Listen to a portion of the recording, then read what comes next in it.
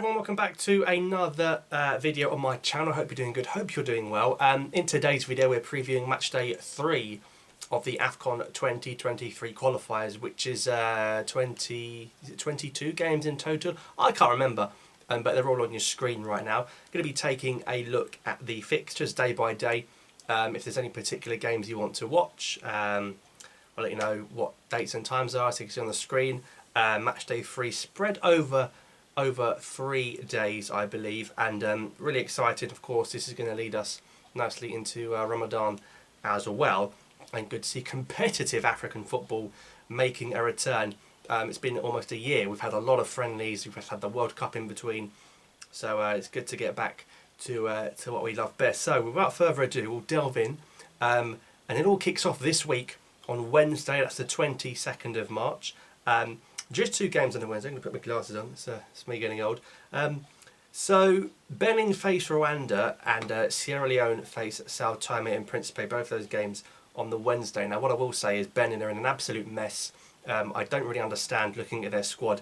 Some very old players in there. Stéphane Sessegnon, once of Sunderland in the Premier League. He's still in there. 38, 39 years old, which is crazy. And if you look at the table, Benin, you know, no points from their opening 2 games. Yes, they probably would beat Rwanda and even beat Rwanda away, but it's still not going to be enough. And Senegal and Mozambique, and a big opportunity for Mozambique to qualify out of this group. Will be very excited. So yes, I expect Benin to beat Rwanda most likely, but I mean, no points from your first 2 games. It's poor against the 2 teams you're effectively competing for qualification with. But having said that, I expect Benin to beat Rwanda at home. And the other game that day, Sierra Leone taking on Sao Tome and Principe. Sao Tome and Principe, I don't know what they're doing here. They're crap. They lost 10-0 the last time they played against Nigeria at home.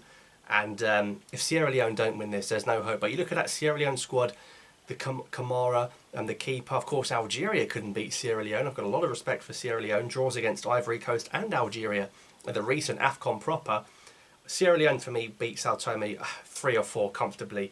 But Sierra Leone will be having an eye on what happens between Nigeria and Guinea-Bissau. I think Sierra Leone are very desperate for Guinea-Bissau to get a loss, a heavy loss against Nigeria. I think Sierra Leone could win against Sao Tome by 3 or 4. Stephen Corker, once of Great Britain's Olympic team, of course, is in that side as well. And then things really start to hot up. Thursday the 23rd of March. Now, of course, the big one is at night time, 9 o'clock UK time. Algeria face off against Niger. We'll have an in-depth look ahead to that game later in the week, inshallah. But of course, I'm expecting Algeria to get double figures in that game. So that's the late game. That's on Thursday, 23rd of March. Before that, we look forward to Madagascar against the Central African Republic, who welcome back Jeffrey Kondogbia, who used to play in midfield for France, just like Houssam Aouar did before he switched. But I think Madagascar win that game. Elsewhere in that group, Ghana host Angola. And this is a new look Angola with 4 points out of 6. It'll be a good game. It's a debut for Chrissy Houghton, once of Brighton. The manager from East London, now managing Ghana. I believe he's got some Ghanaian heritage. If Angola can go there and draw, it'll be very, very good. But Ghana now, still calling the Ayew brothers. I don't really understand why the Ayew brothers are still being called up. For me, it's a bit weird. I think Congo, without Brice Samba in goal, who's gone to play for France, even though he was born in Congo, Brazzaville, they'll be comfortable at home to South Sudan. Thierry Bifuma up front, once of West Brom. He'll be good. Likewise, I expect Zambia at 4 o'clock to comfortably beat Lesotho at home, with the likes of Patson Daka and Fashion Sakala from Rangers. Unfortunately, no Mwepu, he's had to retire. We do wish our good wishes to Enoch Mwepu, early retirement. And the other game that day, Gabon against Sudan, which I think it'll be a good game. Sudan on 3 points. Sudan well in the mix. Gabon, of course, without Aubameyang and without Lamina. Still some good players in there. You know, Manga at the back. Bupenza. I think Sudan will be very happy to get a point there. But I think Gabon will win maybe by a goal, 2-1 Gabon, 1-0 Gabon, something like that. And of course, you know, I'm sure most of you is here. We're looking forward to Algeria Niger. Thursday night, 9 o'clock after iftar. We'll be live inshallah for that one. And I think Algeria could win by 10. and I don't think I'm being cocky. And then we come to the 24th of March, if you thought that was a lot of games, how about 14 African nations qualifiers, 14 games in one day. You could watch 3 if you wanted to, if you're fasting, and to waste some of the time in between your prayers. Kicks off with DR Congo at home to Mauritania. New look DR Congo, Masuaku back in, some big players back in. I think DR Congo are going to make a real statement here, and I think they'll win this game. Probably playing in Mazembe Stadium. I think they'll beat Mauritania in that one. Then you've got Uganda against Tanzania. That's the other game in Algeria's group, Uganda and Tanzania. Of course, Algeria have beaten both of those sides already in this group, so basically Uganda need to win, because we expect Niger to get pummeled, and surely now here Uganda have to win this game, because of course the return fixture, Tanzania will be looking to win that as well. But I think Uganda are actually hosting Tanzania in Egypt, I believe, because a lot of stadiums throughout these qualifiers, I think CAF have only approved half of the countries to have stadiums. Of course, when Algeria play Matchday 4, that'll be in Tunisia, etc. So look out for that. Cape Verde, they'll be comfortable at home to Eswatini. That'll be an easy game for them.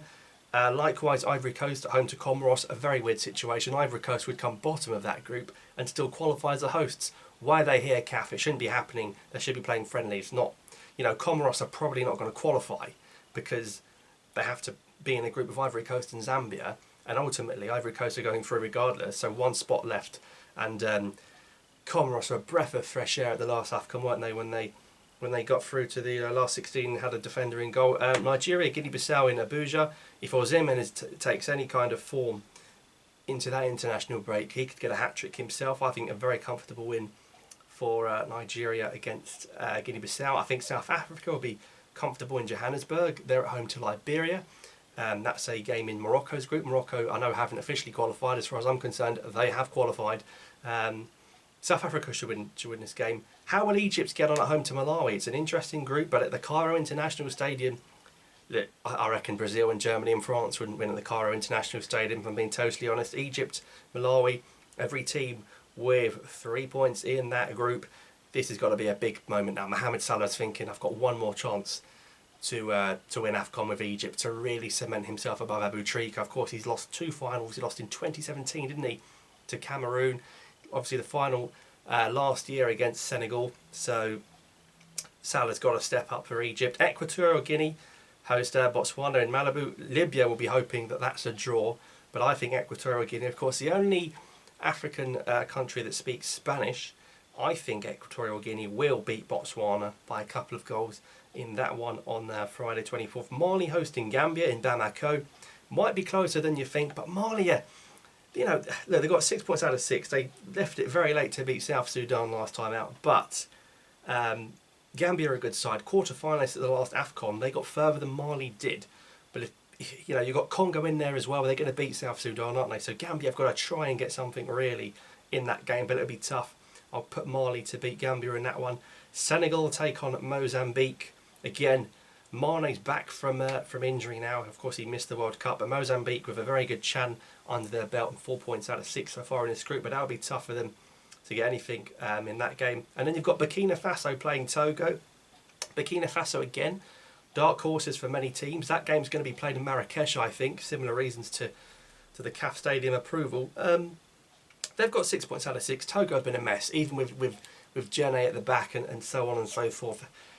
I do love Burkina Faso, and we saw Algeria play them last year, 2 draws. It was very close.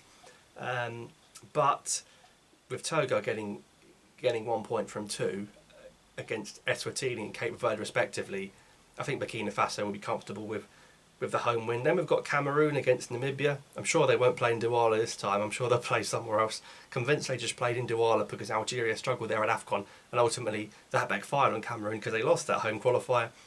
Not a chance for me for Namibia. We'll see how Ben Elliott, the Chelsea youngster, gets on. I think a home win for Cameroon on Friday. Tunisia, Libya in Rodez. I think the same stadium will have Algeria there at Matchday 4. Tunisia with 4 points but haven't conceded a goal yet in this campaign. I think they'll beat Libya.